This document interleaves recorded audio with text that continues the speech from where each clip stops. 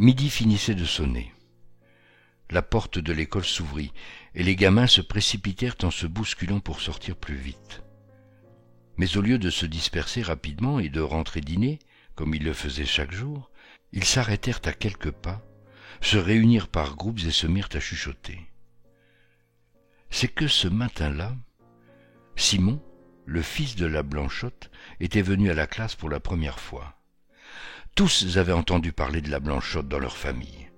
Et quoiqu'on lui fît bon accueil en public, les mères la traitaient entre elles avec une sorte de compassion un peu méprisante qui avait gagné les enfants sans qu'ils sussent du tout pourquoi.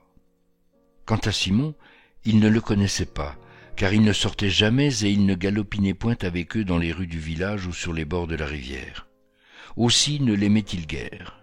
Et c'était avec une certaine joie, mêlée d'un étonnement considérable, qu'ils avaient accueilli et qu'ils s'étaient répété l'un à l'autre cette parole dite par un gars de 14 ou 15 ans qui paraissait en savoir long tant il clignait finement des yeux. « Vous savez, Simon, eh bien il n'a pas de papa. » Le fils de la Blanchotte parut à son tour sur le seuil de l'école. Il avait 7 ou 8 ans. Il était un peu pâlot, très propre, avec l'air timide, presque gauche.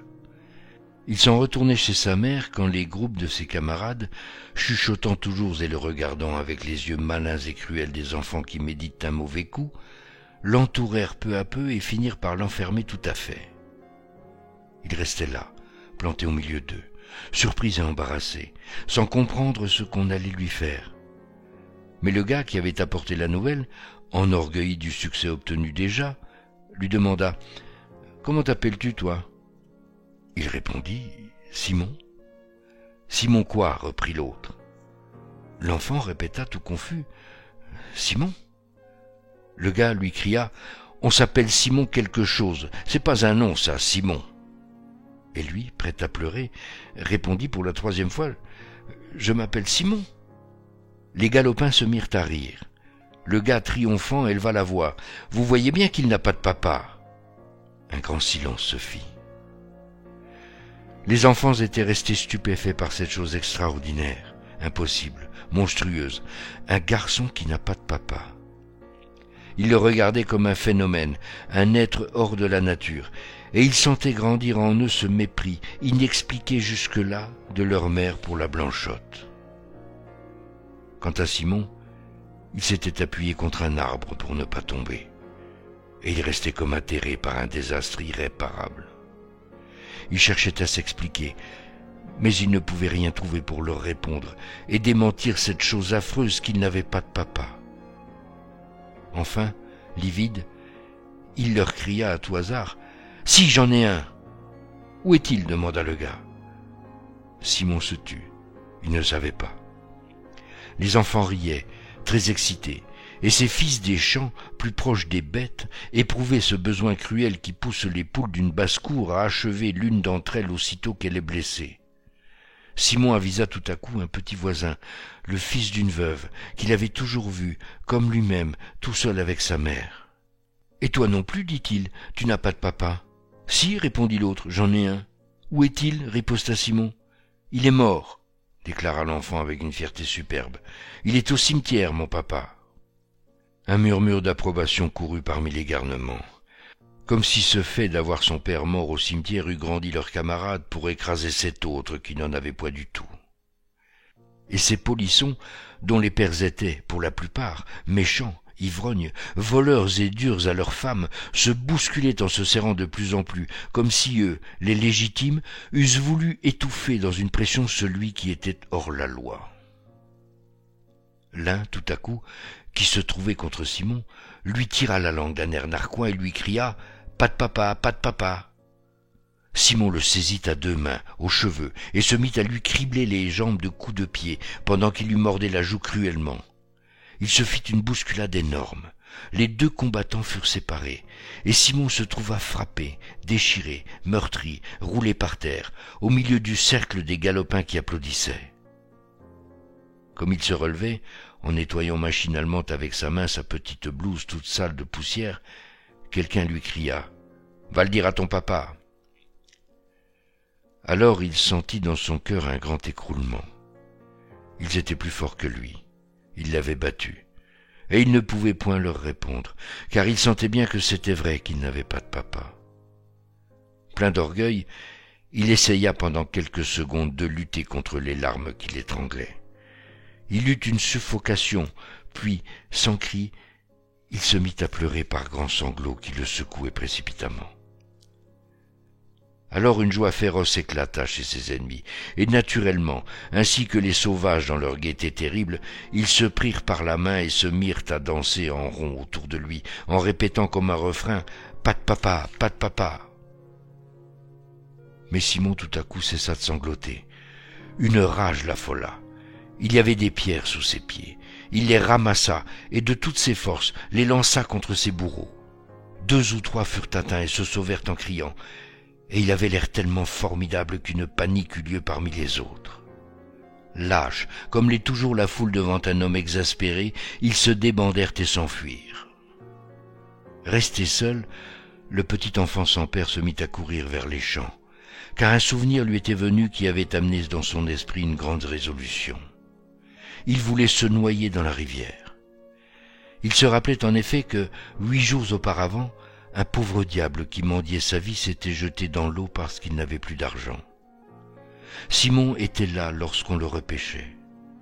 Et le triste bonhomme, qui lui semblait ordinairement lamentable, malpropre et laid, l'avait alors frappé par son air tranquille, avec ses joues pâles, sa longue barbe mouillée et ses yeux ouverts, très calmes.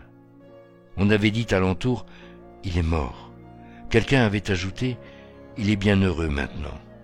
Et Simon voulait aussi se noyer parce qu'il n'avait pas de père, comme ce misérable qui n'avait pas d'argent. Il arriva tout près de l'eau et la regarda couler. Quelques poissons folâtraient, rapides, dans le courant clair, et, par moments, faisaient un petit bond et happaient des mouches voltigeant à la surface. Il cessa de pleurer pour les voir, car leur manège l'intéressait beaucoup. Mais, parfois, comme dans les accalmies d'une tempête passent tout à coup de grandes rafales de vent qui font craquer les arbres et se perdent à l'horizon, cette pensée lui revenait avec une douleur aiguë. Je vais me noyer parce que je n'ai point de papa. Il faisait très chaud, très bon. Le doux soleil chauffait l'herbe. L'eau brillait comme un miroir. Et Simon avait des minutes de béatitude, de cet alanguissement qui suit les larmes, où il lui venait de grandes envies de s'endormir là, sur l'herbe, dans la chaleur. Une petite grenouille verte sauta sous ses pieds. Il essaya de la prendre. Elle lui échappa. Il la poursuivit et la manqua 3 fois de suite. Ensuite, il la saisit par l'extrémité de ses pattes de derrière et il se mit à rire en voyant les efforts que faisait la bête pour s'échapper. Elle se ramassait sur ses grandes jambes, puis, d'une détente brusque, les allongeait subitement, roide comme 2 barres. Tandis que, l'œil tout rond avec son cercle d'or, elle battait l'air de ses pattes de devant qui s'agitaient comme des mains. Cela lui rappela un joujou fait avec d'étroites planchettes de bois clouées en zigzag les unes sur les autres, qui, par un mouvement semblable, conduisait l'exercice de petits soldats piqués dessus. Alors, il pensa à sa maison, puis à sa mère, et pris d'une grande tristesse, il recommença à pleurer. Des frissons lui passaient dans les membres. Il se mit à genoux et récita sa prière comme avant de s'endormir. Mais il ne put l'achever, car des sanglots lui revinrent si pressés, si tumultueux qu'ils l'envahirent tout entier. Il ne pensait plus, il ne voyait plus rien autour de lui et il n'était occupé qu'à pleurer. Soudain, une lourde main s'appuya sur son épaule et une grosse voix lui demanda « Qu'est-ce qui te fait donc tant de chagrin, mon bonhomme ?» Simon se retourna. Un grand ouvrier qui avait une barbe et des cheveux noirs tout frisés le regardait d'un air bon.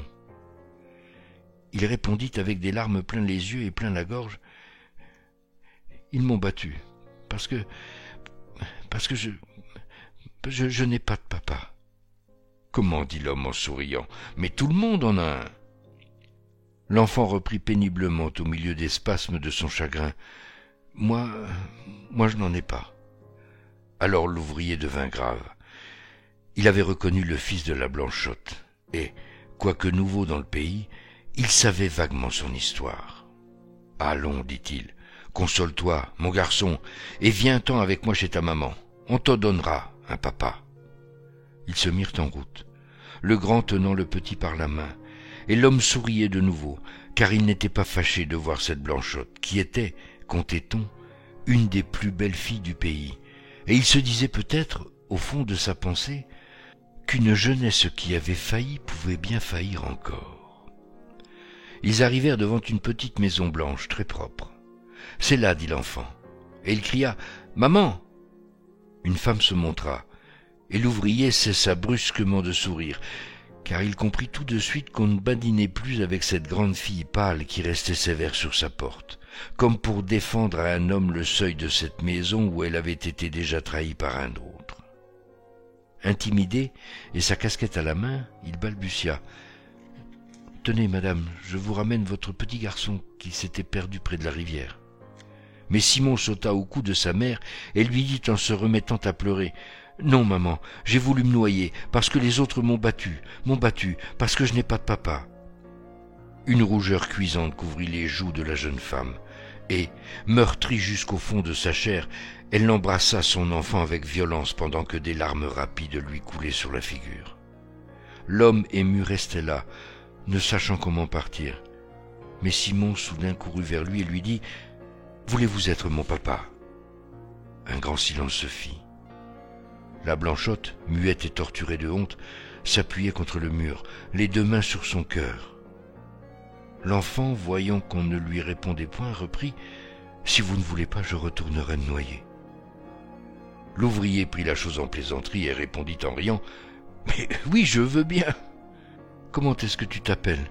demanda alors l'enfant, « pour que je réponde aux autres quand ils voudront savoir ton nom. »« Philippe, » répondit l'homme.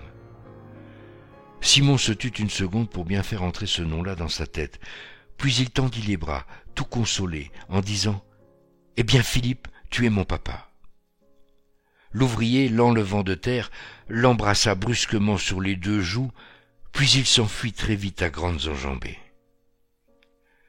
Quand l'enfant entra dans l'école, le lendemain, un rire méchant l'accueillit. Et à la sortie, lorsque le gars voulut recommencer, Simon lui jeta ces mots à la tête, comme il aurait fait d'une prière. « Il s'appelle Philippe, mon papa. » Des hurlements de joie jaillirent de tous les côtés. « Philippe qui ? Philippe quoi ? Qu'est-ce que c'est que ça, Philippe ? Où l'as-tu pris, ton Philippe ?»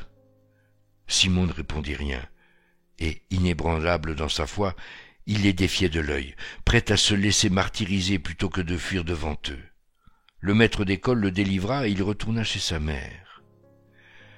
Pendant 3 mois, le grand ouvrier Philippe passa souvent auprès de la maison de la Blanchotte, et quelquefois il s'enhardissait à lui parler lorsqu'il la voyait cousante auprès de sa fenêtre. Elle lui répondait poliment, toujours grave, sans rire jamais avec lui, et sans le laisser rentrer chez elle. Cependant, un peu fat, comme tous les hommes, il s'imagina qu'elle était souvent plus rouge que de coutume lorsqu'elle causait avec lui. Mais une réputation tombée est si pénible à refaire et demeure toujours si fragile que malgré la réserve ombrageuse de la Blanchotte, on jasait déjà dans le pays. Quant à Simon, il aimait beaucoup son nouveau papa et se promenait avec lui presque tous les soirs, la journée finie. Il allait assidûment à l'école et passait au milieu de ses camarades fort dignes, sans leur répondre jamais. Un jour, pourtant, le gars qui l'avait attaqué le premier lui dit « Tu as menti, tu n'as pas un papa qui s'appelle Philippe. »« Pourquoi ça ?» demanda Simon très ému. Le gars se frottait les mains, il reprit « Parce que si tu en avais un, il serait le mari de ta maman. » Simon se troubla devant la justesse de ce raisonnement. Néanmoins il répondit « C'est mon papa tout de même. »« Ça se peut bien, dit le gars en ricanant, mais ce n'est pas ton papa tout à fait. » Le petit à la Blanchotte courba la tête et s'en alla rêveur du côté de la forge au père Loison, où travaillait Philippe. Cette forge était comme ensevelie sous les arbres. Il y faisait très sombre. Seule, la lueur rouge d'un foyer formidable éclairait par grands reflets 5 forgerons aux bras nus qui frappaient sur leurs enclumes avec un terrible fracas. Ils se tenaient debout, enflammés comme des démons, les yeux fixés sur le fer ardent qu'ils torturaient, et leurs lourdes pensées montaient et retombaient avec leurs marteaux. Simon entra sans être vu, et alla tout doucement tirer son ami par la manche. Celui-ci se retourna, Soudain le travail s'interrompit, et tous les hommes regardèrent, très attentifs. Alors, au milieu de ce silence inaccoutumé, monta la petite voix frêle de Simon. « Dis donc, Philippe, le gars à la mi-chaude m'a conté tout à l'heure que tu n'étais pas mon papa tout à fait. »« Pourquoi ça ?» demanda l'ouvrier. L'enfant répondit avec toute sa naïveté, « Parce que tu n'es pas le mari de maman. » Personne ne rit. Philippe resta debout, appuyant son front sur le dos de ses grosses mains que supportait le manche de son marteau dressé sur l'enclume. Il rêvait.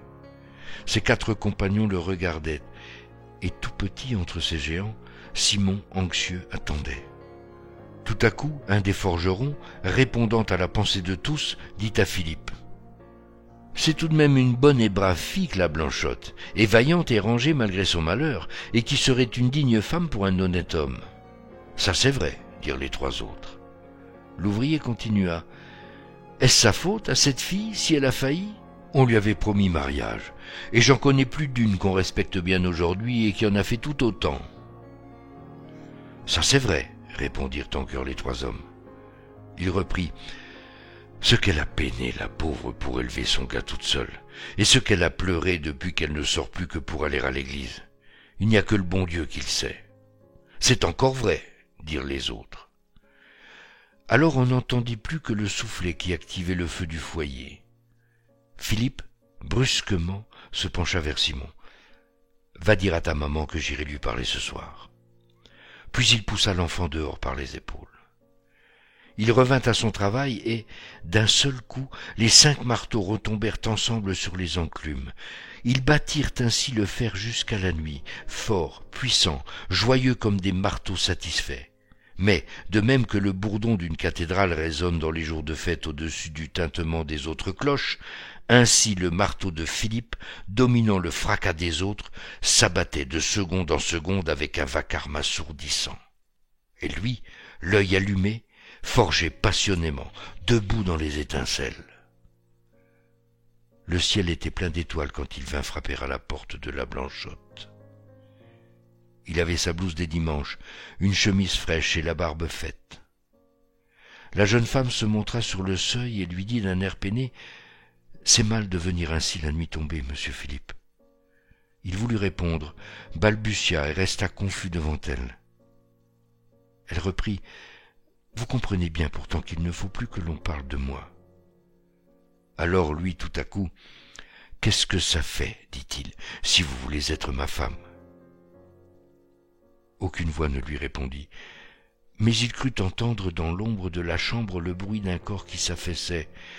Il entra bien vite, et Simon, qui était couché dans son lit, distingua le son d'un baiser et quelques mots que sa mère murmurait bien bas.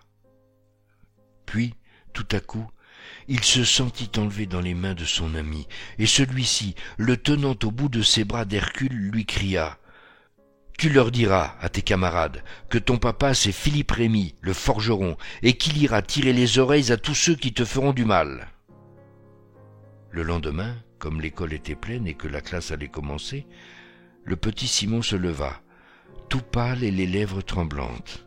« Mon papa, dit-il d'une voix claire, c'est Philippe Rémy, le forgeron, et il a promis qu'il tirerait les oreilles à tous ceux qui me feraient du mal. » Cette fois, personne ne rit plus, car on le connaissait bien, ce Philippe Rémy, le forgeron, et c'était un papa, celui-là, dont tout le monde eût été fier.